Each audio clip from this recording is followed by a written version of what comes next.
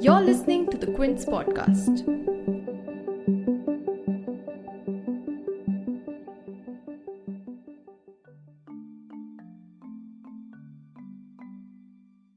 How much do you know about the Indian cow? The government wants to hold a countrywide free online test to pique people's interest in the desi cow. But it's the study material that's piquing all the interest instead. Quote, Indian cows are hygienic, hardy and clever enough to not sit at dirty places. End quote. Quote, Jersey cows are lazy and not as emotive. End quote. Quote, Indian cows have traces of gold in their milk. End quote. Quote, Panchgavya is a panacea for health and wellness. End quote. These are all some lines from the syllabus for the Kamdhenu Gau Vigyan Prachar-Prasar examination. Gau Vigyan literally translated means cow science, but in its scientific pursuit of the value of Indian cows, the Rashtriya Kamdhenu Aayog, which is the government body behind this examination, seems to have provided many dubious observations with little evidence and even fewer citations. While the exam will be held free of cost on 25th February for anybody who's interested, in this episode, we fact-check a few excerpts from the study material with Aniket Sule, who's an associate professor at the Homi Bhabha Center for Science Education. You're tuned in to The Big Story, the podcast where we dissect the headline-making news for you. And I'm your host, Shalpuri. In India, the discourse around Indian cows have been particularly concerning due to the wide range of misinformation and fake news that comes with it, a lot of it from ministers and political leaders themselves. While someone like Pragya Thakur, who's a BJP MP, claimed that drinking cow urine cured her cancer, Rashtriya Kamdhenu Aayog chairperson Vallabhbhai Kathiria claimed that a chip made of cow dung reduces phone radiation without any data backing that claim. But the problem is that much of these claims on the benefits of cow dung and cow urine remain untested by modern science and cannot be passed off as facts without evidence. And so is the case with a significant chunk of the syllabus of this cow science exam as well. Anybody, including primary, secondary and college level students as well as the general public, can appear for it. And appearing for this exam will earn them a certificate. But we picked out 5 excerpts from the 57-page long PDF provided in the Rashtriya Kamdhenu Aayog website to see how much of truth and science they hold. One portion that describes the features of the indigenous cow reads, and I'm quoting it, quote, they have some unique features like hump on their back that has the special power to absorb the sun's energy with the help of the solar pulse situated on their humps, running through the spine, a unique color and a curved backline. The Surya Ketu Nadi located at the cow's back absorbs all the positive and medicinal energy from the sunlight and the atmosphere, leading to more nourishing milk, cow dung and urine. End quote. But is this true? Aren't humps meant to store water in hot climates as is the case with camels? Aniket Sule explains the science behind how different geographical conditions lead to a variation of features in animals. Indian cows have humps which are not present in some other species of cows. But the purpose of humps is not what is claimed in this syllabus. The humps which we find in Indian cows, they serve purpose of storing water in the tissue inside the hump. So you can say that the humps have evolved in Indian cows to survive hot weather. It has nothing to do with solar energy or any other so-called positive energy or medicinal energy, which typically you find in all pseudoscientific mumbo jumbo. To claim that humps are channeling any kind of energy in some special way for Indian cows is gross misrepresentation of facts. The syllabus also goes on at length to differentiate between Indian cows and Jersey cows, deeming the former superior for various reasons. For instance, it says that Indian cow's milk color is, quote, light yellow as it has traces of gold in it. But in comparison, it points out, quote, Jersey cow is lazy and prone to diseases, or that, quote, Jersey cows are not as emotive as Indian cows, end quote. It also says that, quote, whenever any person will come towards the desi cow, she will stand immediately. And some more differences between the Jersey cow and the indigenous cows are that, quote, Jersey cow's milk and dung urine have no medicinal value, while the Indian cow have quote unquote high medicinal value. But again, can these facts be true? What is it that sets apart two species of cows, such as the Jersey cow or the Indian cow? How is it that some cows produce large quantities of milk while some provide less, while some are known for producing high fat content in their milk? What is it that determines all these qualities?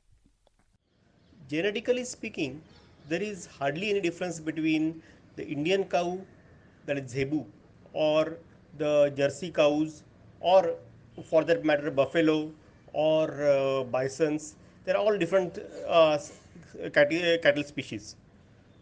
Now, to claim that Indian cow has special things in its urine or milk, which are not present in other cow species, is a misleading statement.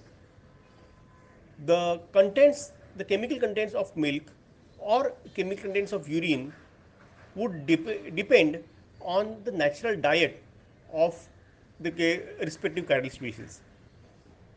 If the kind of grass or kind of leaves which cows eat are different, then obviously the chemical composition of their milk or urine will be different. The color of milk will depend on uh, the again this chemical composition. The color of urine will depend on the water content in your body.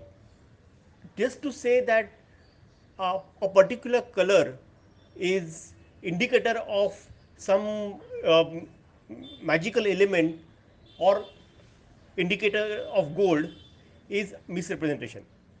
A section of the syllabus is also dedicated to listing out the properties and usages of cow byproducts, that is the Panchgavya, which comprise milk, curd, ghee, urine, and dung.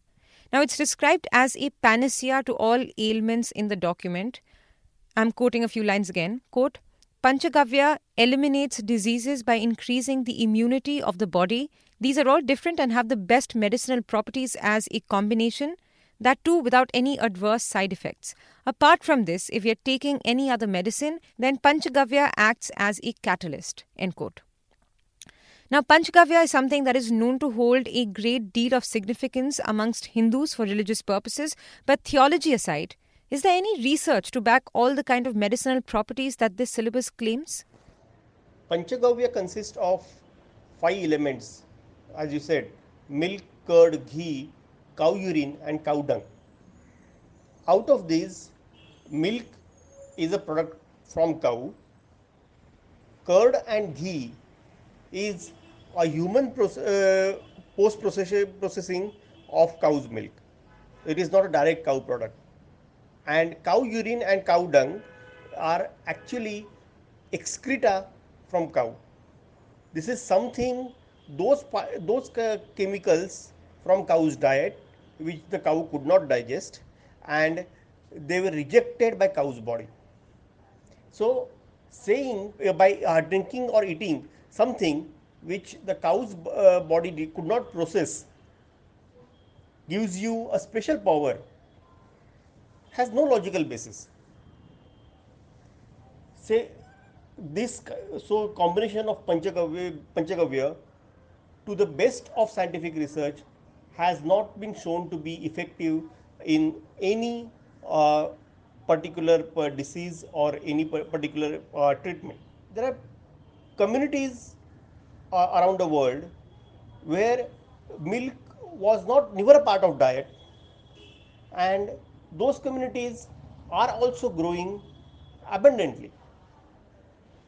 The entire groups of humans, entire communities, entire uh, population of several countries, most of them grow to be lactose intolerant because milk was not never part of their diet.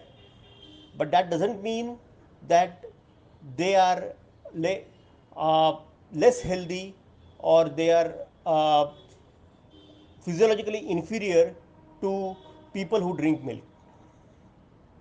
So, milk of any animal gives you some special uh, claiming that milk of any animal gives some special powers to a group of humans is not tenable. Now, speaking a little more on cow dung, this document also says, quote, cow dung is superior to other dung because it is antiseptic and has prophylactic properties. Cow dung has antiseptic, anti-radioactive and anti-thermal properties. Burning cow dung balances atmospheric temperatures and kills germs in the air. We can also reduce the amount of acid in water by treatment with cow dung. End quote. And Gaumotra, which has been in the news in the pandemic for all the wrong reasons, with several BJP leaders claiming that it can cure coronavirus, is described as an antidote for phlegm, abdominal diseases, eye diseases and bladder diseases, respiratory diseases, inflammation and liver diseases. End quote. But what do we know about the uses of cow dung and cow urine? Back to Mr. Sule here. Cow dung and cow urine, like all other excreta, including human excreta, you can use as biogas. You can use all these excreta as a fertilizer. These are valid usages of cow dung and cow urine. But to say that it has some anti-radioactive or special thermal properties, or burning cow dung brings some temperature balance or purifies the air in any way, all these things have no scientific basis. If any such properties are to be claimed, good research study has to be conducted first. Without any research, if you make any statement, that it is never accepted by science. Tomorrow I can claim that the interior of moon is made of paneer. Just because one person said so doesn't mean it is true. A research study has to be conducted, and only after that you can decide to accept it. Till evidence is presented, it is assumed to be false. That is the way the science works. You cannot say that assume it to be true just without proving. One rather interesting and wild claim in the study material is a supposed correlation between, quote, animal slaughter and natural calamities like earthquakes, end quote. The reference material provided by the Rashtriya Kamdhenu Aayog uses a theory by physicists M. Bajaj, Ibrahim and Vijayaraj Singh to link beef consumption with bad karma. Is there any known proven data on their correlation? Are there any papers on that topic by these physicists? If yes, have they been peer reviewed? These authors, Bajaj, Ibrahim and Vijayaraj Singh, they have this fantastical claim of animal slaughter causing earthquakes. However, this claim doesn't really is not really worthy of calling a scientific theory. If you first decide your conclusions and then select your data just to fit the conclusions and ignore all of the data, that is dishonesty. And they have reached this correlation only through such means.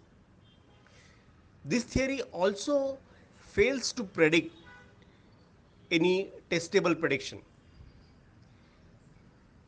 In that sense, it is not true scientific theory. These so-called pain waves, which they claim to exist, have never been measured in any scientific experiment. Thus, no credible scientist will give this piece of paper any importance.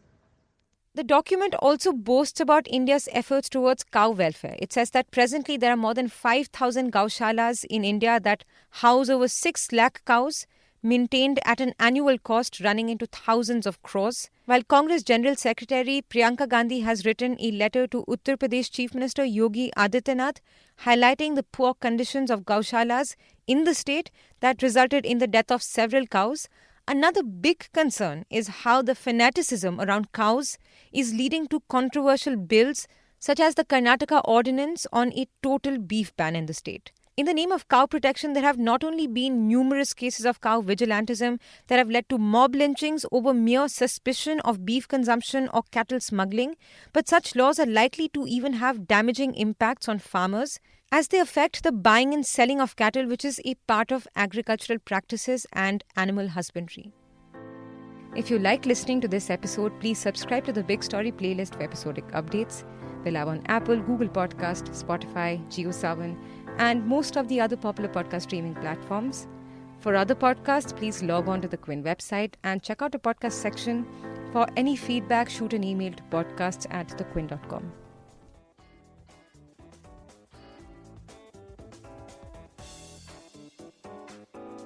Thanks for listening. Log on to the Quint's website and check out our other podcasts.